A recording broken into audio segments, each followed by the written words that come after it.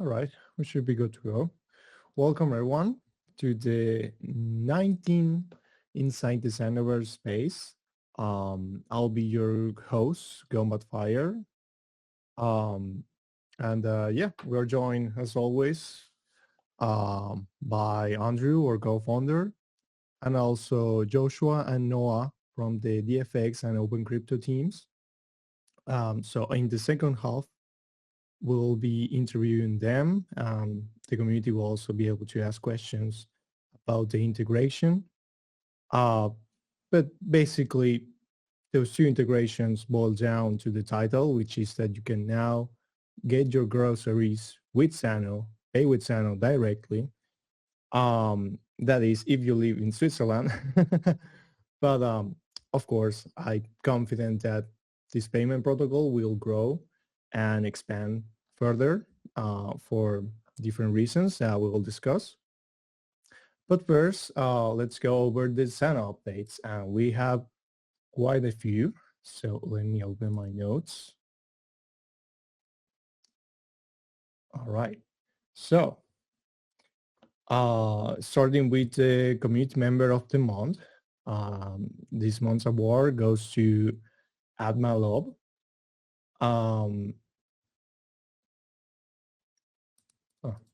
Okay, yeah, I missed my notes there. Yeah, so Adma has been around for quite a few years, actually longer than me. And well, they are currently the most active person on the Telegram group. They're at the top of the leaderboard and they're always helping newcomers, engaging. They are a really active community member. They also post about us in the centralized social media, like Hype. Maybe we should get there eventually. I think it will fit us, but we'll see. Yeah, I'm very thankful of having, people who, just not just stay watching us, but also interact with people, help newcomers. I wish I could say more about them. It's just that they are very private, which I get it and I respect, and it's it makes sense. But yeah, if you go into our Telegram, you'll 100% see them there. So congrats on this month's award. So yeah, this month we had last month actually we had many integrations, key integrations. So let's start with Sebek network. So Sebek basically allows you to spend Zano anywhere MasterCard is accepted. So you can buy a MasterCard card from them, either prepaid or reloadable, and you can load it with Zano and then just spend it as usual. So huge, huge utility for holders of Zano. So yeah, I was hoping we could be joined by some of our other members. But yeah, so some of the team members already tried the card. I didn't have time yet, but it works really smoothly. It loads fast. And yeah, it just works. So go try it out at Sebek. Andre, did you did you try out the card? Not really, unfortunately. Yeah, that's on my to-do list as well. I believe I don't want to get this wrong, but I believe that one of their options is self-custodial. Maybe so. I'm really interested in how that works. But yeah, I mean, it's super easy. You just load up with Sana and then you can hold it until the moment you actually need to spend it. So, a pretty good solution. Another integration is unstoppable domains. So this one I'm really excited about because what it basically means is that you can get your .zano Web3 domain, and this lets you integrate your Zano address into a multi-chain, in a multi-chain address. So for example, if you want to send I don't know, like some USDT to me, then you can use gomba.sano and it will autofill with my Ethereum address. Or if you want to send me Sano, then you can use the exact same address, exact same domain.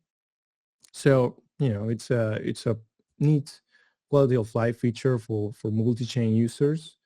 And this is the exciting part to me, is that it lets you host a domain, like an actual website on your domain, and that is supported by Brave browser. So this is, like, from what I understand, entirely independent of DNS. So these websites should be actually censorship resistant. So yeah, I mean, I'm excited to see what the first website will be. Otherwise, I think we'll deploy on our own. I think will be a good idea.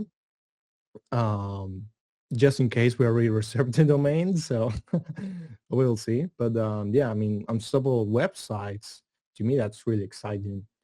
And of course, two other major integrations, key really, are DFX and OpenCryptoPay. And yes, as I said, they are DFX is fiat on-ramp and off-ramp for Zano, the first actual off-ramp for us. So I'm beyond excited about that. And they work with OpenCryptoPay, which is an open crypto protocol, payment protocol, that any store can integrate. And to me, that's also key because before that, accepted Zano was kind of hard. We do have one payment processor, but yeah, the more options, the better. So I'm really excited about that, and we'll go into detail in the second half of this episode. And so yeah, and also quick updates on, you can already track deep Sano TBL on sanotstats.com. And yeah, so that is really exciting. Obviously, right now the project with the most TBL is Freedom Dollar. But also, as people continue to use the confidential layer breach, that number will continue to grow. So, it's an exciting metric to keep up, to keep looking at, to see Zano adoption. So yeah, so let's head into the development section. So, Andrew, what's the latest update on the spy node situation? How's that going? Honestly, I don't I don't know exactly what's going on right now. Last time we checked, basically Val is keeping an eye on this situation, and last time he checked, there were way smaller number of spy nodes, but still there are some, and we don't see it right now actively. But I mean, not right now. At last time when we checked, there was no active presence of spy nodes in the network.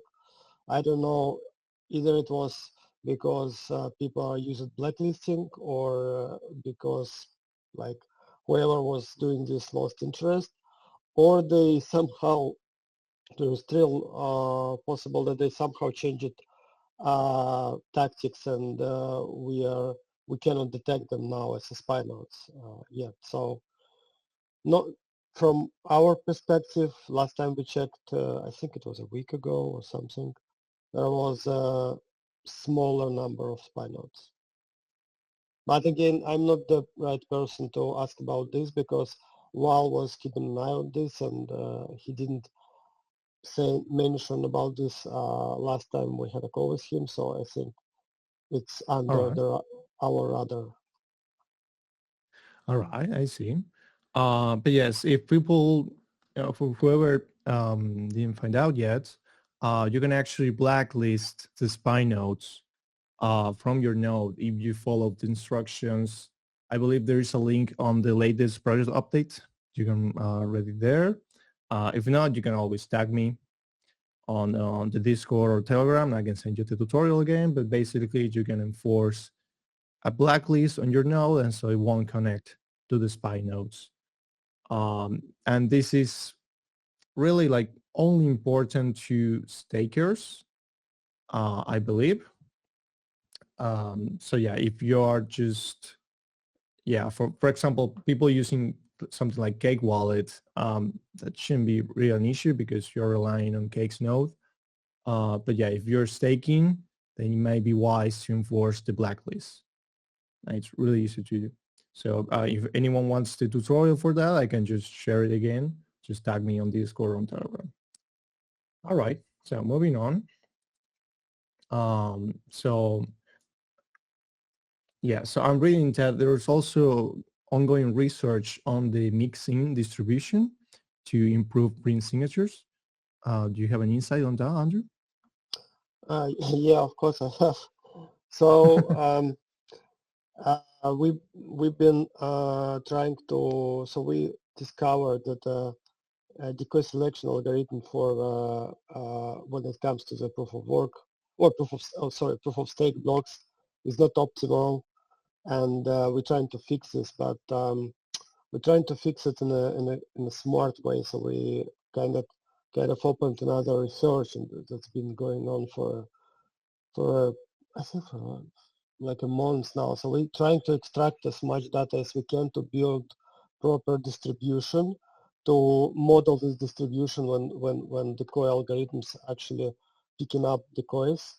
And also there is another dimension of this problem as a proof of stake project. We actually know that regular transactions and proof of stake transactions, beside just a distribution that is basically depends on the coinage, there is also statistical fingerprint of what type of outputs are used, because as we figured out that proof of stake blocks, when it comes to staking, the majority of outputs in the staking wallets are real outputs, is actually using outputs of other coin base, just due to the nature of the process that's happening in the staking wallets. Because if you are having wallet and it's staking like for a long time, that's how most of the majority of the staking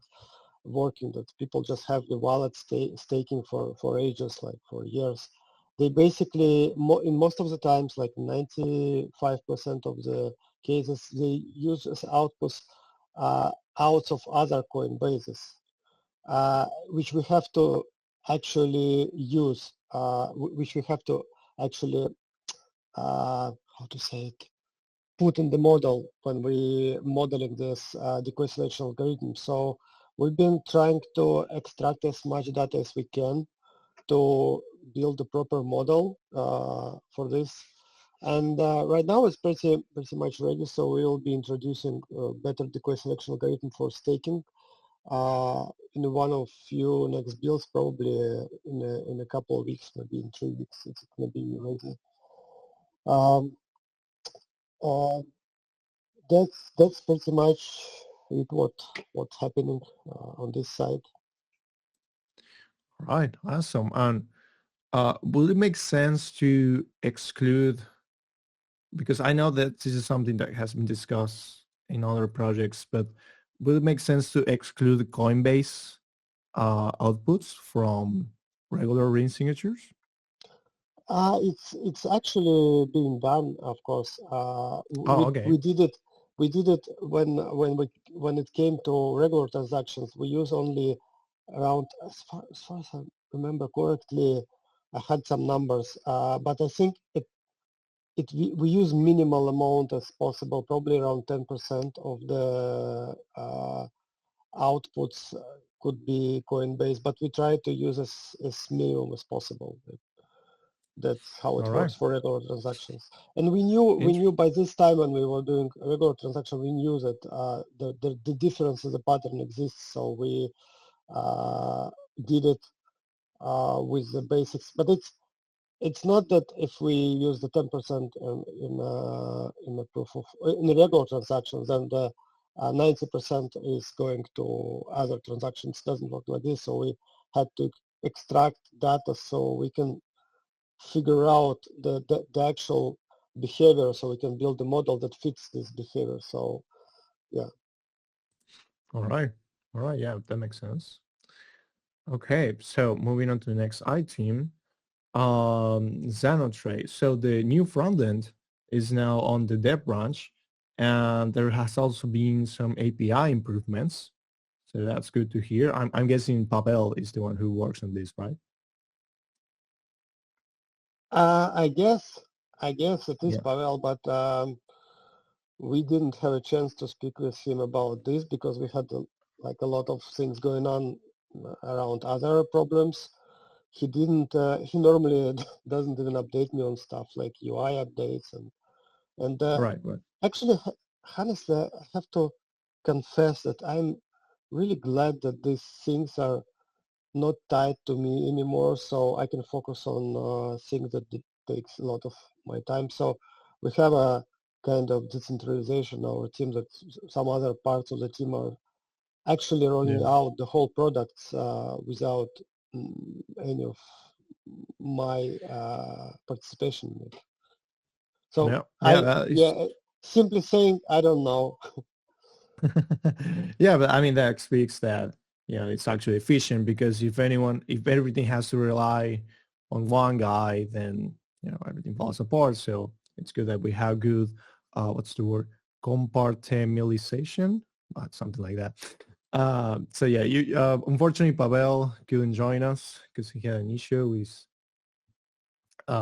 his computer, but yeah, hopefully on the next one they'll be able to give us an update on soundtrack. But basically, it's really close. So yeah, and I already seen the mock-up website, and looks amazing. So yeah, I'm really excited about it. We'll see. And speaking of UI front end updates, the Zano mobile app also had a major update. So basically the redesign is complete. There were some sections that were still using the legacy design. Those are now complete. The internal browser has been overhauled. So basically you can use the internal browser to connect to Zano dApps, and it's now easier to use. So that's great. Swipe actions have been added, so everything's smoother. Users can now burn or modify their assets directly from the mobile app. That's great to see. Biometric authentication, so fingerprint, face unlock, has been added and can be enabled via settings. Huge, from usability standpoint. And a large dependency update improve performance and restore support for older Android devices. This was actually a pretty big issue for people using slightly outdated devices, Android. So now they can use it again, so that's great to hear. And yes, and so yeah, Andrew, what are you working on? And I also want to ask about how is the research regarding the pure consensus, pure proof of stake protocol consensus. So how is that going? Mm, So the what I'm working on is like a lot of different small things that I hate when it comes to this, but unfortunately, the reality is that I have to jump on the thing that is urgent. And for example, recently we got one of the pools complaining that there is a failures on the daemon was basically crashing. And when I started to look at this, there was some serious problem in LMDB database engine. And I had to work on this. So first of all, I asked Dima, our another core developer, to look into this. But there was, as we started to dig into this, it's turned out that it's a more complicated problem that we thought. So I thought at the beginning that there is some problem with the referencing of the database transactions. I mean, should be no confusion. It's not Zano transaction. It's just a underlying layer of abstraction that controls database transaction that works with LMDB engine. And I was thinking, So we started to debug this issue. We started to, and only this pool had this problem, and no one else had this problem. But the problem exists. We see it in the logs, and it looks really like dangerous. It's something that you have to fix. So I was focusing on this, and the first when I started to like investigate this issue, we have to figure out what was actually happening and added more and more logs. So we saw that the layer that was doing this referencing of transaction, basically controlling the stack of transactions that happens in database when it works with on the bear, was not written really clear and in a good way, and it was quite difficult to understand what actually was going on with transactions with OnTheBee. So I had to rewrite this whole thing, and I re-implemented the whole subsystem of controlling of transactions. And it didn't help, so I hope that the problem lying in this level. So I was opening some of this transaction and forgetting to close it. And I did refactoring. I replaced all the code that control the database transaction into this guard that automatically open close this transaction, and it didn't help, unfortunately. So we started to dig deeper in this. We started to work with LMDB. We added more logs inside of this guts of LMDB, and we use pretty old version of LMDB. So, and I'm not expert in how it works inside. You know, it's old style C style code. It's very complicated. You have to know a lot of low-level things that I don't know, so I was pretty much lost in this. And we ended up in, so we used quite old version of LMDB, so I decided to update it to latest version if see it helps. And what I figured out that the difference is that this mining pool was using network drive instead of local drive. And in some of the LMDB commands, there was mentioned that LMDB, at least this old version, was not really working good with network drive. So I don't know. We updated to latest version. I asked the pool to try with new version. They didn't come back yet to me. It just happened today. But I spent like a lot of time investigating this issue. It was like really time consuming, and it was like basically weeks of working on this. And this, I mean, normally our users or whoever are using Zana, they don't see work like this because it's happens somehow behind the scene. We're trying to fix things, but it doesn't bring new features. People just, normally people excited from new features. Oh, we have a full proof of stake, or we have these new features. But this work we still have to do just to make sure we don't face some dramatic troubles on a lot of hosts or a lot of machines. So even if we notice some problematic behavior occasionally, or some on rare occasions, we have to dig into it and figure this out before it became like a mass problem. So that was I was spending time most of my last weeks. Also, I have to say that about pure proof of stake research, that we kind of faced problems with this. So we've been working with the common prefix, and they've been trying to build a model that will be formally provable as a completely secure.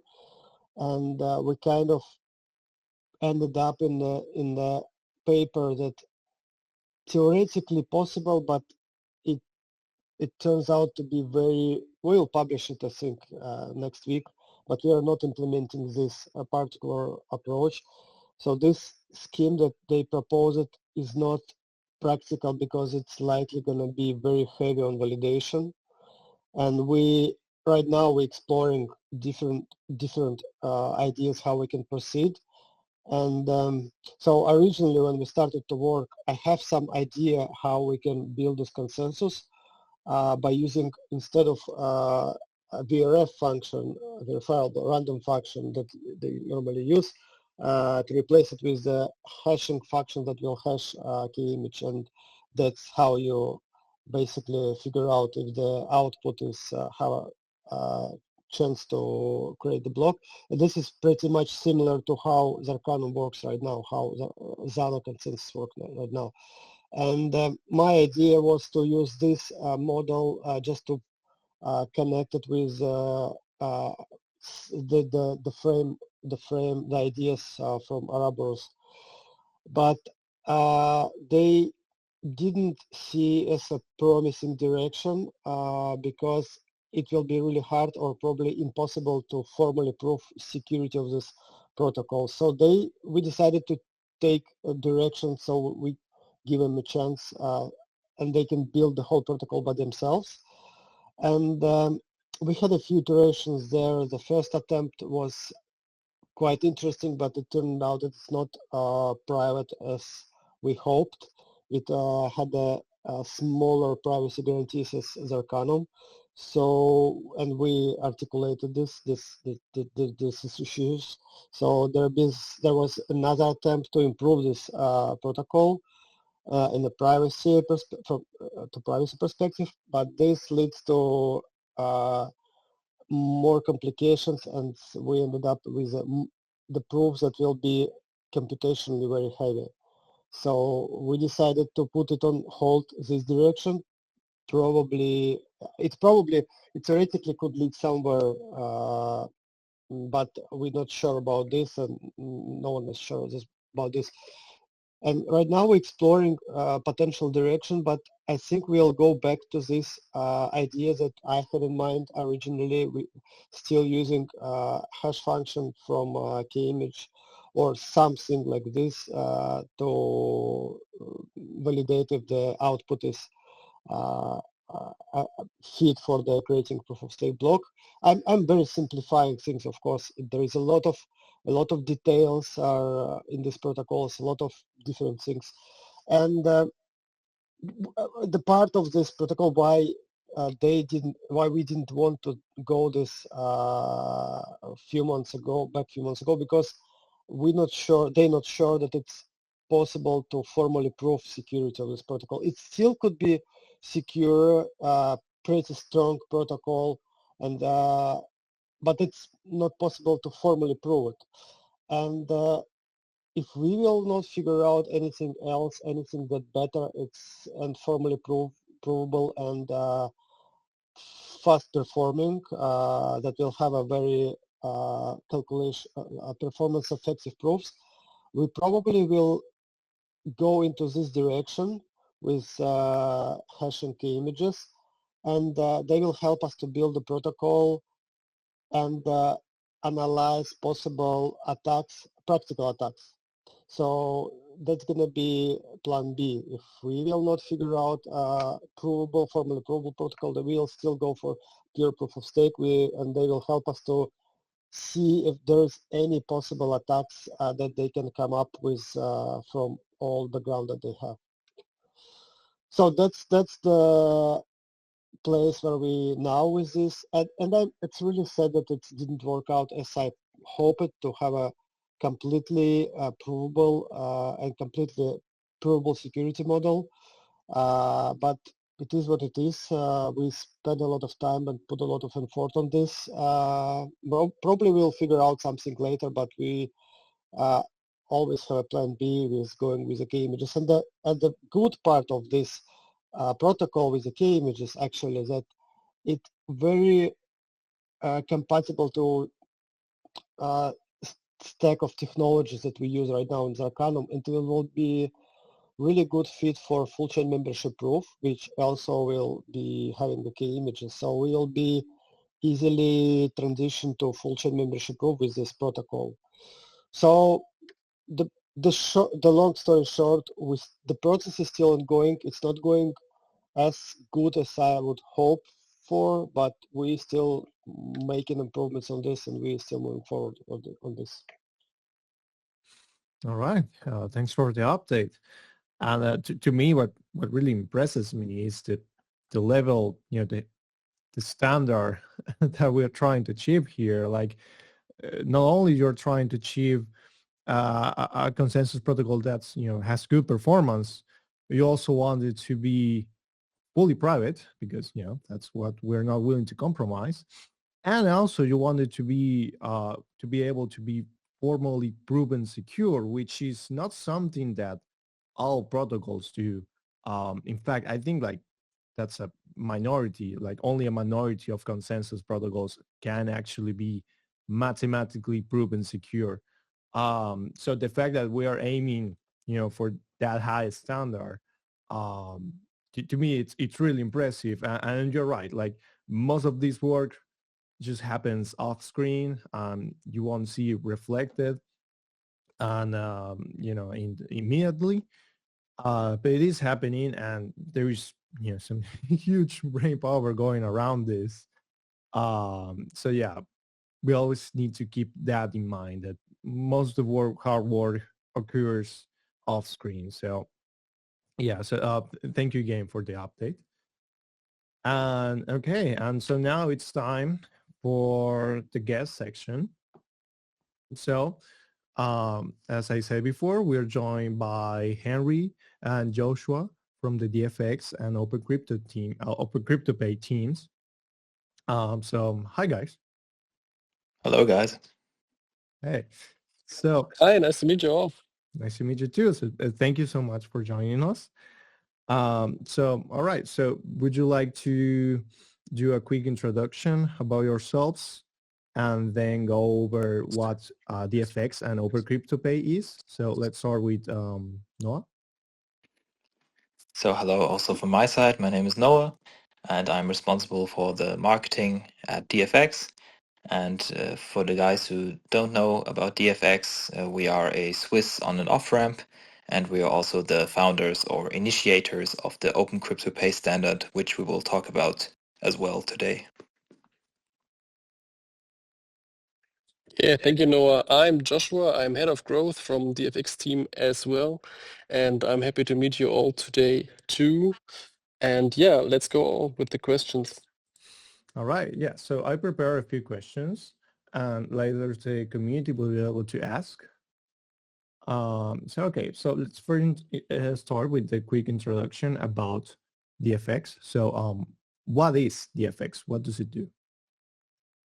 Yeah, so as already mentioned, we are a Swiss on and off ramp. We are regulated in Switzerland and also based in Switzerland. And we are also the founders of the OpenCryptoPay payment standard, which is an open and license-free payment standards for multiple blockchains and crypto assets.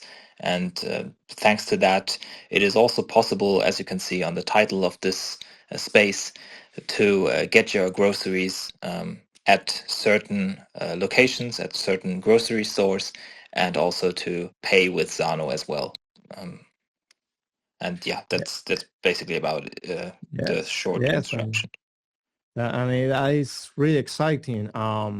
Guys, if you're in Switzerland and you're near a sports store, which is very likely because it seems like they are all over Switzerland, go there, pay with Zano, and if you record yourself and post it on Twitter and tag us, the first one to do so will earn $100 worth of Zano. So yeah, it's your chance to try out Zano in real life. So yeah, all right. So I mean, let me do that by myself. Easy. yes, I'm sure you can do that too. So yeah, I'm really far from Europe, but I would do that as well. All right. So starting with DFX. So I've been reading your website, and it seems like you can actually purchase or sell, I'm not sure which, without KYC up to a certain limit. So what's the KYC free limit? What happens if for some reason I can't fulfill it? Yeah, so generally what we can say is that KYC is mandatory for all kinds of transaction from 1,000 Swiss francs and above within a 30-day period. So that means that below this number, below the 1,000, KYC is generally not required. However, it cannot be guaranteed. So we have obviously some compliance processes, and our AML system like basically evaluates certain risk factors, such as like the region of the person, the customer profile, or also the payment method. And therefore, it may still require KYC if you're below this number.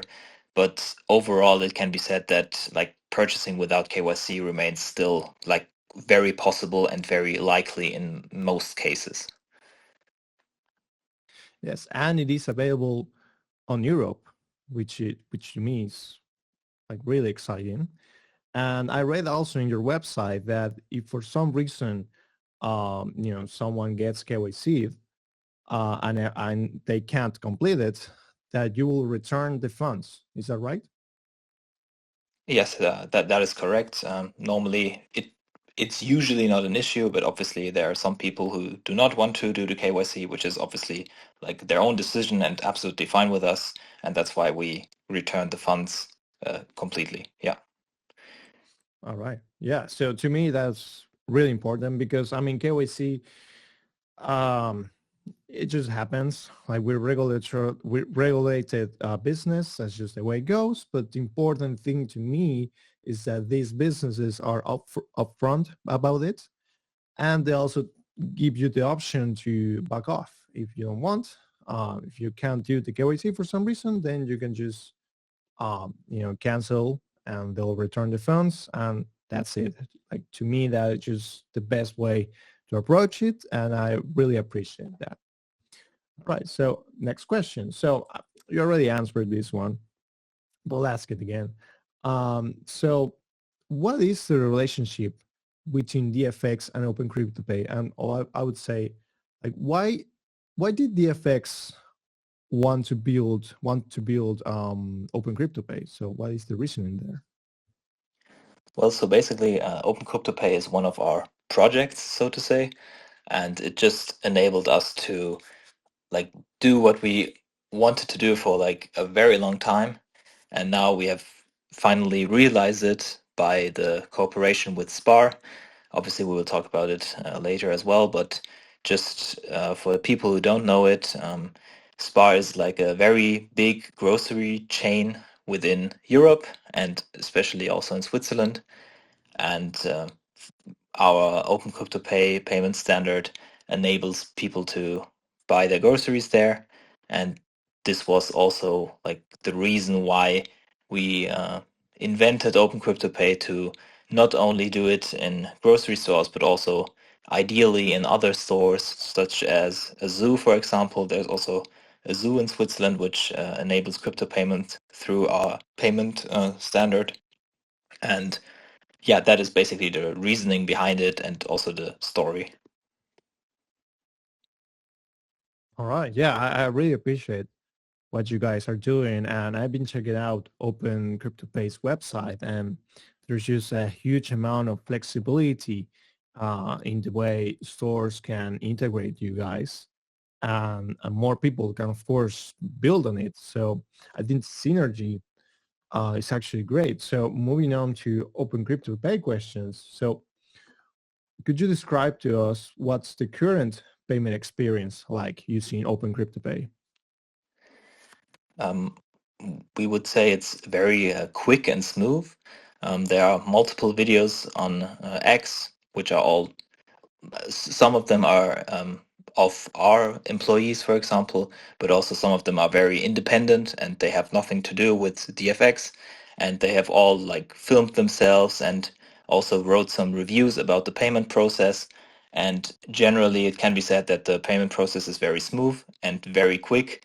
So to give you like a comparison, it's quicker than a regular credit card payment, which in our opinion is fantastic and is also like a prerequisite of it being successful, because no one wants to wait at the counter for a very long time, and also not the merchant as well. So it was very important to us that we have a system that is very smooth and very quick, and we have implemented that successfully. And if you are interested in a video where you see the actual payment process, feel free to look at our X profile. There are multiple videos there.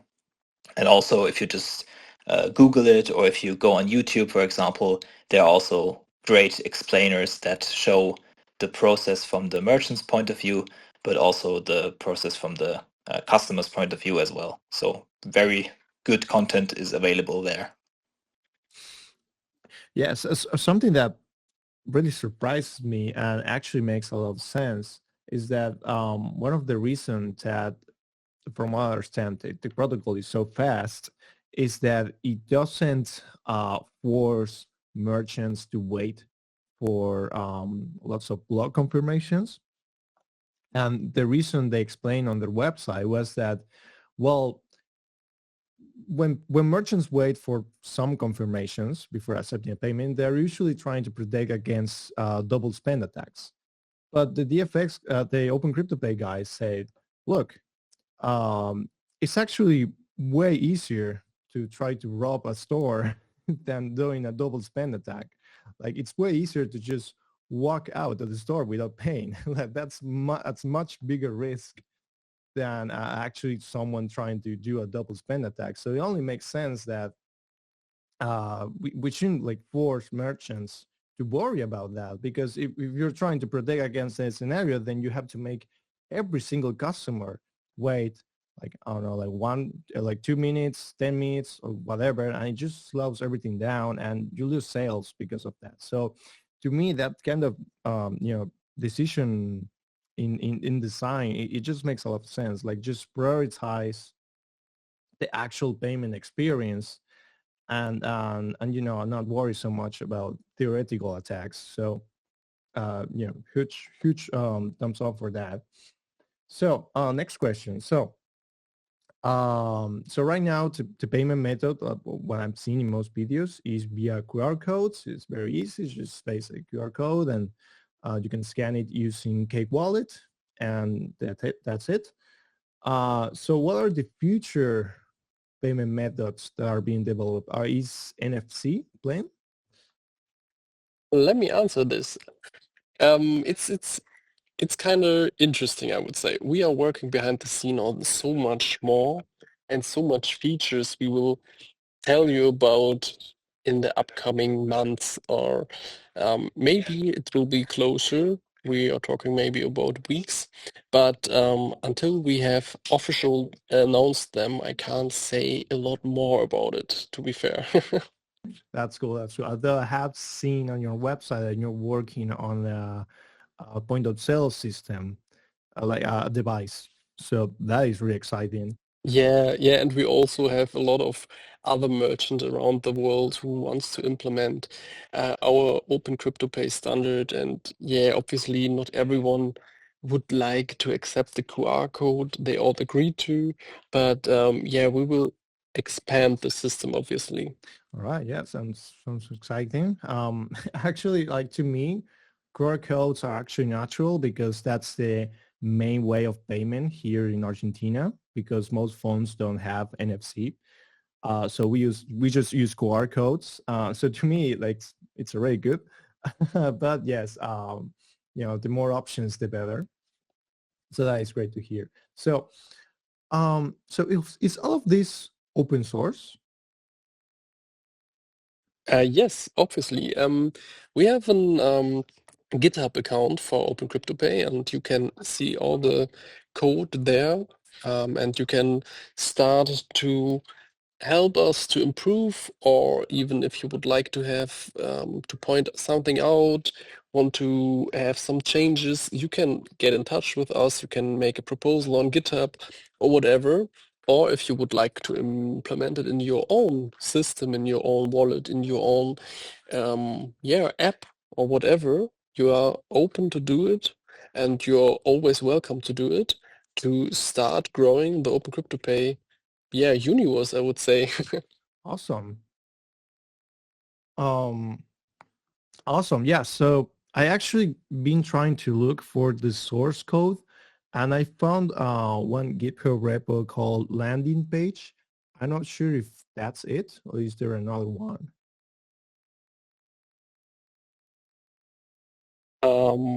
You mean I'm a little bit confused. Maybe Noah can help me out, but I'm not sure what you mean. Yeah, I mean, so I found the GitHub page, but to me it looked like just the website. Not sure if the actual protocol is in there as well. Okay. Yeah, Noah, you want to say something? Actually, I just wanted to say that I'm not sure either, but I can check if you want it and tell you the exact answer.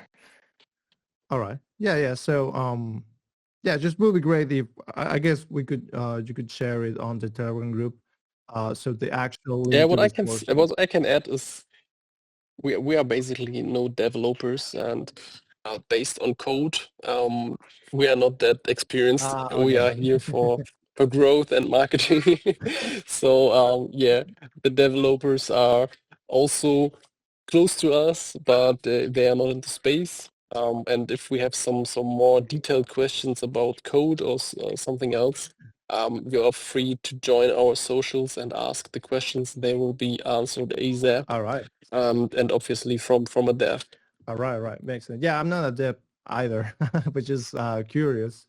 But yes, to me, it's great that it's open source because, well, it just generates these positive feedback loop, right? Because more payment processors will want to get integrated, and they'll do, like, maybe they'll do the work themselves, and the work they do to improve that will also help all other payment providers, and it's just, this continuous loop. And that is really the beauty of open source code. So I'm really excited about this, especially because it's already so polished, right? It already has like a great how would say, like a great base to start. So yeah, I'm really excited about an actual open source payment protocol. To me, that is amazing.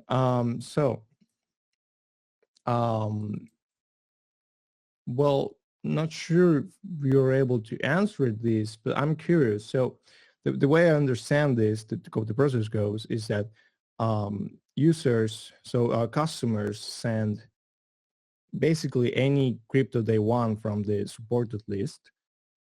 And the merchant doesn't have to worry about which crypto they receive because it gets converted to fiat. So like, I suppose like euros or Swiss francs.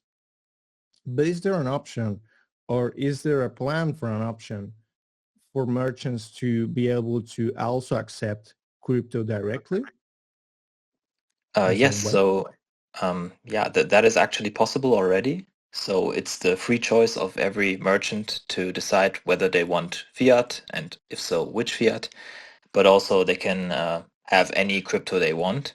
So there are actually, as an example, 4 SPA stores in Switzerland already that convert all crypto they receive into Bitcoin.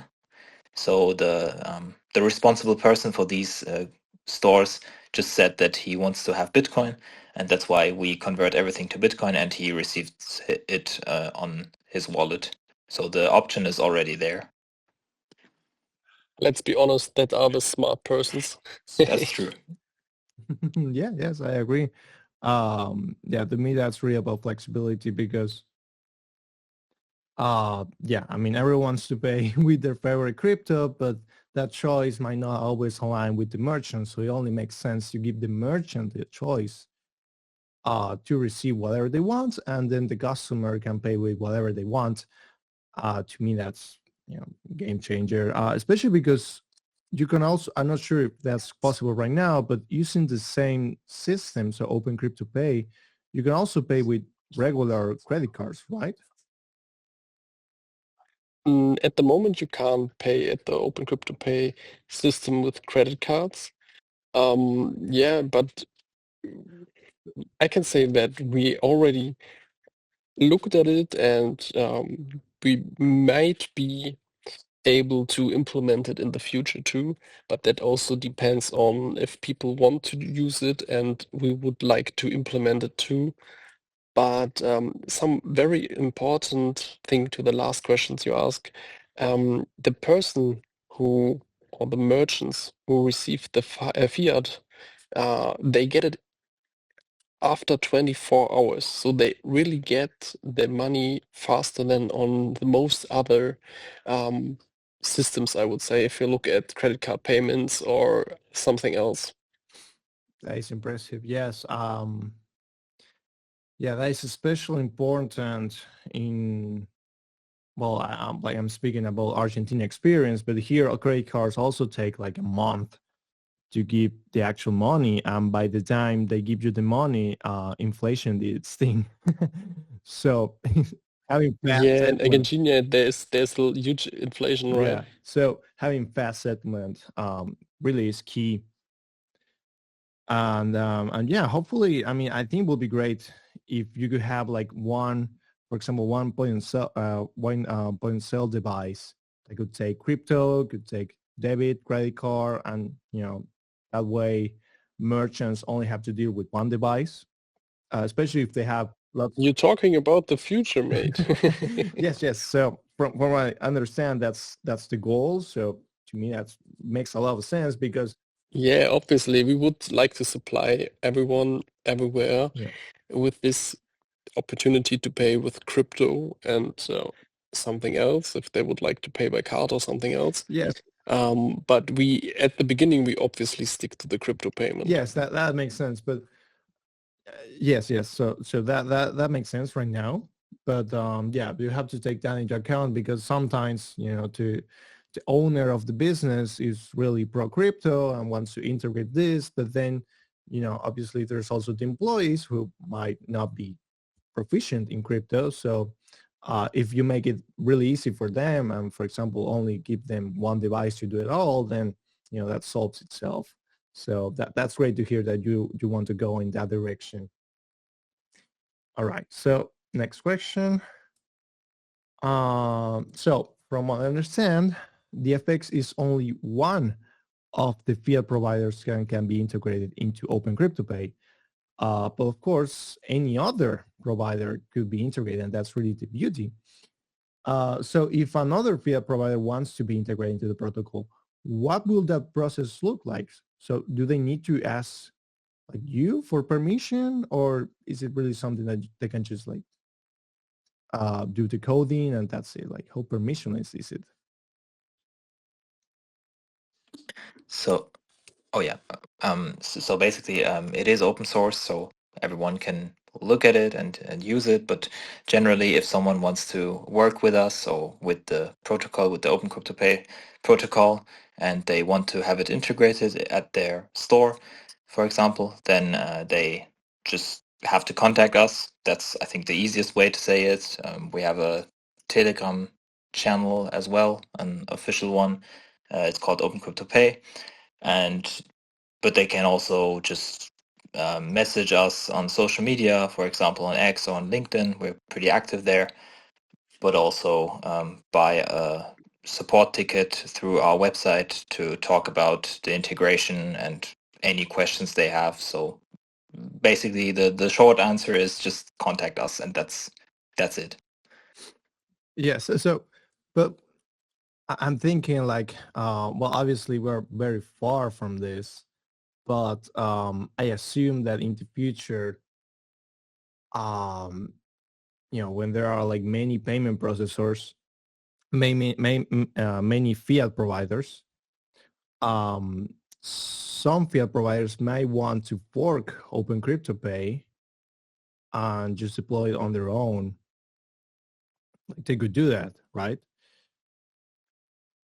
I mean, obviously they can Yeah. fork it, but at the end they don't have the partnerships and Yeah, they yes. don't So have the obviously, stores who already implemented it. yes, yes. So obviously they will gain a lot more benefits by just doing that, like just integrating directly with you. But to me, that's also very powerful. The fact that it's permissionless. So like even if you guys are not around, anyone can take the code and keep building on it. Like to me, that's really the key and really like goes with the ethos on cryptocurrency in general, which is permissionless. So obviously the best way to do it is to collaborate with you guys.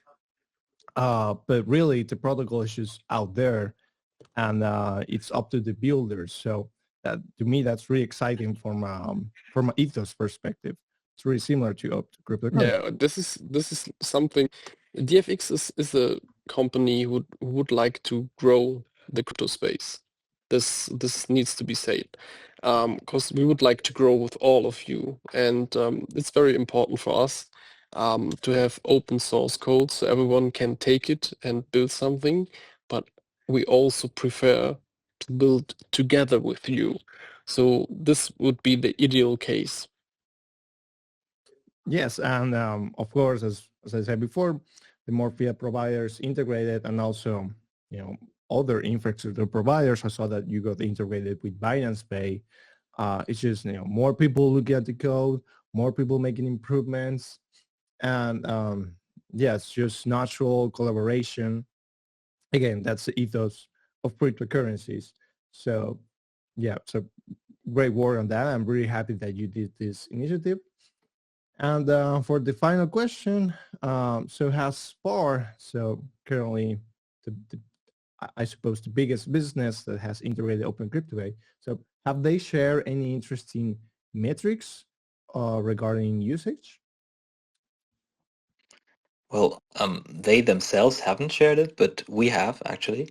Okay. We usually just try to update the community via our social media. We are not making a difference between Spar and other merchants. We're just saying that's the revenue generated by just OpenCryptoPay. And what we can say is that the most payments that are being processed are are by Bitcoin. So most people use Bitcoin to buy their groceries, for example, or just buy whatever the merchant offers. Frankencoin is also like the second biggest part of it, but still much smaller than Bitcoin, and also Monero, for example. And obviously, we hope that Zano will soon be also in the top three, which is, I think, very possible if the people here in the space and also your followers and people who like Zano maybe visit a Spar store and try it out themselves. And maybe one thing we haven't mentioned yet, if you're wondering which stores exactly are accepting Zano and other cryptocurrencies as well, you can check out either the dfx.swiss website or the opencryptopay.io website or our social media, or also the zanomap.org, which is, I think, made by a community member. And all stores that accept Zano are also on that map as well. So you have an overview of where to go and where to try it out. Yes, thank you for that. Yes, the Zano Maps website is zanomap.com. There you can find all stores that accept Zano, and also in the case of OpenCryptoPay, every other crypto. How many cryptos do you guys support, like roughly? That's a good question.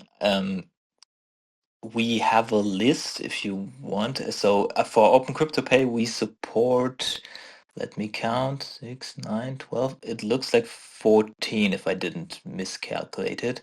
But if you want to have a full list of it, you can feel free to go to app.dfx.swiss. And there you can see that, for example, Bitcoin, Frankencoin, Zano, USDT, decentralized euro, all of these are supported for OpenCryptoPay. And also in terms of our on-ramp and off-ramp, we have also a bunch of crypto assets that are supported as well. Awesome. And does that include Binance Pay? Because I know that Binance Pay lets you pay with pretty much any crypto that's on Binance, I think. Yes, Binance Pay is one of the Binance is one of the wallets that are also compatible. And but there are also other wallets like the Cake wallet or the Phoenix wallet, wallets of Satoshi. So these are Right. all compatible wallets that we also suggest using. But there are also other wallets you can also use that are maybe partly compatible. But one thing I want to mention as well is that maybe if you use like smaller wallets that is maybe not as compatible, the payment could take a couple of seconds longer than in the videos you might see on social media, because they typically use one of the wallets we suggest. So just so you know So, that. hold You on. maybe mentioned the Binance partnership of DFX in the past, and if you look at our websites and into our merchant system, you maybe get some secret alpha too. There's not only Binance Pay, there will be another very big centralized exchange who's coming to our payment system. And yeah, that what I can say too is this is not the last one. So everyone who's want to pay with crypto per se on spar markets will also see the possibility to pay with Zano. And this is very important for you all guys, because Zano will get a lot more eyes on it only through the DFX partnership and through the possibility you can possibly pay with Zano. And every Binance user who would like to pay by Binance Pay is also seeing the possibility to pay by Zano. So this is like a, yeah, I would say guerrilla marketing for you guys too. Yes, absolutely. Yeah, so the more OpenCryptoPay gets adopted, and that'll be pushed not just by Zano, but literally any project working with them. It's like everyone is putting their efforts into growing this thing, and then it benefits us all, because everywhere that OpenCryptoPay is accepted, Zano should be too. So again, it's this positive feedback loop that is really good. And you mentioned a key detail that I didn't know about. So obviously, OpenCryptoPay works best with supported wallets, like Cake Wallet, for example, where Zano is supported. But you say that you can also use unsupported wallet, like even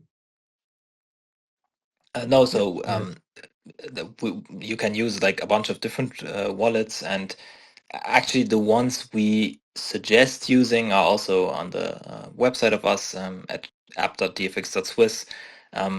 The reason we did that is just because with the wallets that we have mentioned there, we are sure that they work, but with other wallets we cannot guarantee it. So that is basically the issue there. Right. So personally, I would just recommend using one of the suggested wallets, but obviously if you want to try something else, you feel free to do that, of course. All right. Yeah, that is interesting. Yeah, I thought that every wallet developer had to manually integrate OpenCryptoPay, and they should, obviously, because that will guarantee the best experience. But if you're on some obscure wallet and really want to try that anyway, then you could do so. So that is really cool. I didn't realize that. So awesome. So all right. So we reached the end of my questions. Now we're open for the community to ask questions. You can drop it as a reply to this space, or preferably on our Telegram group, so on the Zano Telegram group. So yeah, drop your questions there for DFX and for the Zano team as well. We can answer those later. And yeah, again, thank you guys so much for joining us. And yeah, like I'm really like I really want to support open source development. This is just the way to go. It makes sense. And something I didn't mention yet is that, to me, the fact that the reason why I insist in something being permissionless and open source is because, as a privacy coin, we know how hard it is to get into these kinds of solutions and infrastructure in general. So because everything is open source, even though obviously you guys were super on board with integration and all, but even if you weren't, then still we could have worked with the source. So to me, that's really powerful and opens up a lot of possibilities. And yeah, it's just really important for privacy projects in general.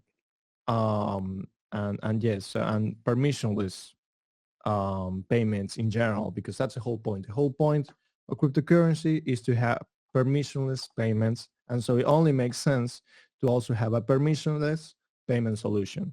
So yeah, huge work what you're doing, guys. All right, so let me check if we got questions. So 1 second. All right.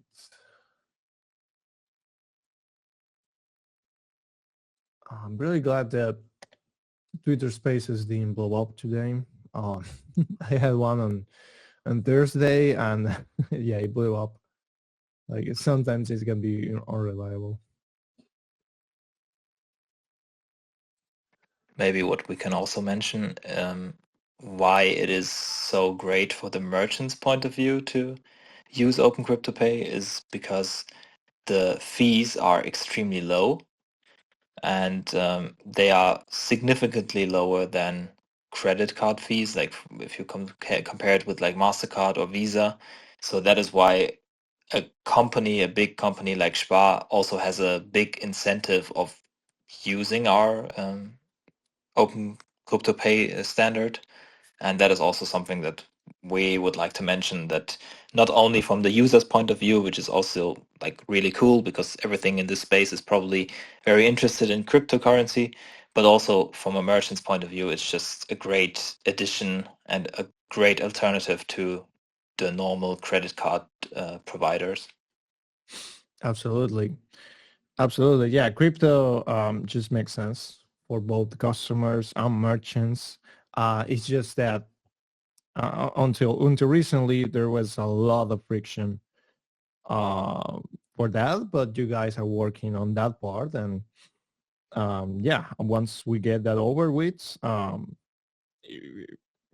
should get award because it only makes sense. You get faster settlement, you get lower fees, your customers have more options, your customers will also want to choose your store over other ones because you accept crypto and that's what they have. So it's really a win-win from all scenarios, and it's amazing work what you're doing. So we got one question that I just lost. Damn it. Um, there it is. So this is from our community. So has the DFX team encountered any problems with European regulations? So because obviously right now they're cracking down hard on privacy. So have you guys have to deal with that? How is that doing? So we're regulated in Switzerland. So I wouldn't say we had any problems with the regulation. Obviously, there are things we have to consider and things we have to ensure that our company handles them. For example, like everything that has to do with compliance. And that's also why we strengthened our team in that regard. And so basically with the new way our team is formed at the moment, we haven't had any problems, and we also try to keep everything compliant and uh, to ensure that we don't have any problems in the future as well, because obviously things are changing, and everyone knows that crypto companies are also under the radar of certain institutions, and that's why we would like to keep it clean and honest with them so we don't run into any problems. And until now, it worked very well. Yeah, that makes sense. And especially if you're if you're upfront about it with your customers regarding the possibility of being KYC and everything, then that's okay to me. And fortunately, Switzerland, from what I heard, um, they're doing a good job protecting privacy. Like I believe they like not too long ago they passed a law that will protect physical cash, right? So to me that's a really good sign. Yeah, So I've yeah. heard that as well. Yeah. All right, let me check more questions. Um, hello everyone. So from our community questions, I'd like to ask the OpenCryptoPay team, if Spar stores in France and Belgium will be able to accept Zano payments to OpenCryptoPay soon. I'm going to Switzerland next week to test it out, but it's 250 kilometers from where I live, so I really have to. So yeah, I have to wait a bit before I try it myself. So yeah, so will OpenCryptoPay come to Spar stores at other countries? Is that a plan? We are currently in talks with other countries as well, so other Spar stores in other countries, but we haven't finalized anything yet. So I'm unfortunately not allowed to say what we are at the moment talking about, but we're definitely interested in going abroad as well. So that's what I can say. But generally, in terms of whether we're interested, yes, of course. Like we're definitely interested in expanding to countries like France, Germany, Austria, all the countries in Europe, basically. So we would definitely be interested. Yeah. All right. Well, hopefully, if Spar stores at Switzerland seeing good results, then it should help the others, hopefully. Especially because it's all over Switzerland. Like, when I heard of this, I thought, well, it will be maybe a few stores here and there, but if you see the map, it's like all over Switzerland. So, to me, that's amazing progress, and also speaks about how easy it is to onboard, merchants with this. So, again, great job with it. All right, let me see if I have more questions. Remember that you can ask these questions on Telegram or as a reply to our tweet. All right, this is just a comment. I had another question that I just forgot. It was about, well, never mind. All right, seems like that's it for the questions. Again, thank you guys for joining us. I wish you the best of luck. I really want this to thrive. And yeah, so thank you. Thank you also for the invitation. Yes, thank you for having us. Thanks, everyone. All right, so that's it for the space. Thank you, everyone, for listening. All right, this was my first time hosting it, so I hope it went well. And yeah, so see you guys next month. Cheers. Bye-bye, see you. Bye-bye. Bye, see you.